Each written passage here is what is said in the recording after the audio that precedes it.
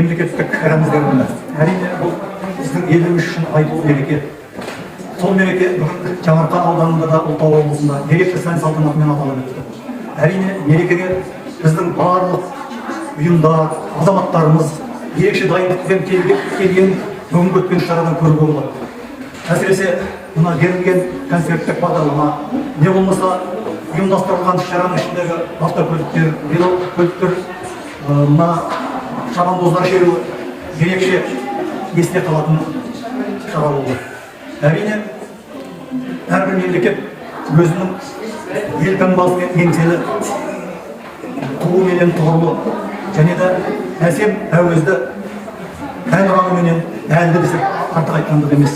Бүгін осы мерекеге орай Жаңаарқадағы біздің кітапхана оқырмандарын осы айтулы мерекемен құттықтаймын. Әрине, оқырмандары көп жерде отансүйгіштікке деген, әсіресе біздің кітапхана ұжымында жұмыстары ерен. Осы жылда үлкен табыстарға жетуіне тілектеспін. Ылғи да осы еңбектің үдесімен көріне берейік. Барша жаңаарқалықтар жаңа Қазақстанда жаңа биіктерге жете берсін. Құрметті отандастар, бүгінгі Қазақстан Республикасының мемлекеттік рәміздер күнімен шын жүректен құттықтаймыз. Халқымыздың қалмас рухын, қаһармандығы мен даналығын, асқақ арман тілегін жеткізетін құнды белгілеріміз ұлы дала елімен мәңгі жасасын. Бүгінгі рәміздер күні құтты болсын. Жарқын болашағымыз жарқын болсын. Бүгінгі рәміздер күні қайырлы құтты болсын. Баршаңызға мерекелеріңіз қайырлы құтты болсын деймін. Ел таңдаммен көк туым, мәңгілік болса жоқ күнім, әнұраным шырқалсын, әлемді шарлап достығын.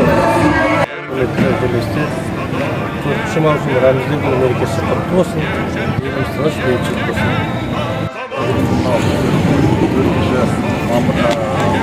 Рәміздер күнін артық ішімді құттықтаймыз. Еліміз тыныш, халқымыз аман болсын. Еліміз осындай болашақ жарқын болсын.